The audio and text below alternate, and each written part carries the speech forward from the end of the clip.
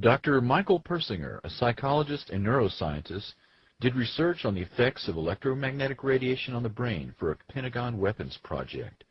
He has worked in the field for 40 years and funded by the Navy and reportedly by the NSA as well.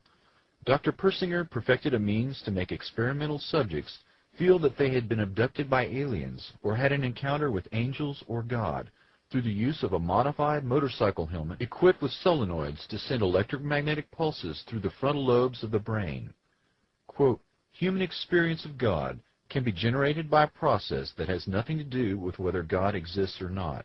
Dr. Persinger published the paper On the Possibility of Directly Accessing Every Human Brain by Electromagnetic Induction of Fundamental Algorithms, 1995.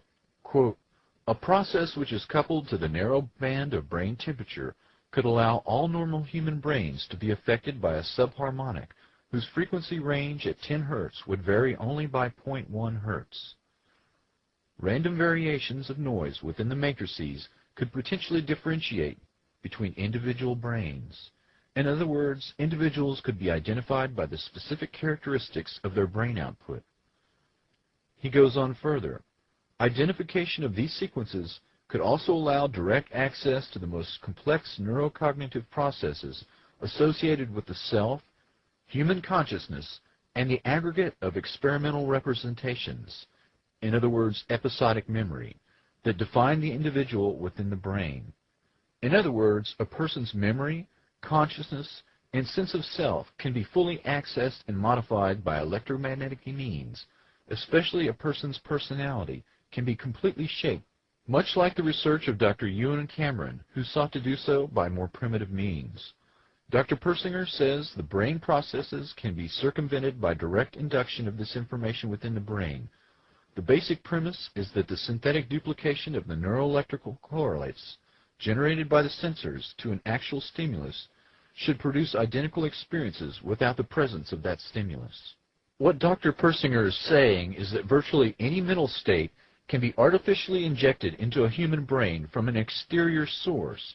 The most frightening thing is that the means for doing this already exists in a fully operational form on a worldwide basis. Quote, the power levels for these amplitudes are similar to those associated with the signals generated globally by radio and communication system. Within the last 2 decades, a potential has emerged which was improbable, but which is now marginally feasible. This potential is the technical capability to influence directly the major portion of the approximately 6 billion brains of the human species by generating neural information within a physical medium within which all members of the species are immersed, unquote. Dr. Persinger's message, minus the jargon, is that the entire human race can be controlled through the use of electromagnetic influence piggybacked on television and radio networks or other technological means. Effectively, all consciousness is due to electromagnetic patterns generated within the brain. What we do is imitate what the brain normally does and apply it experimentally. Where are these thoughts coming from? Those thoughts came from the Neuroscience Laboratory at Laurentian University in Sudbury, Ontario.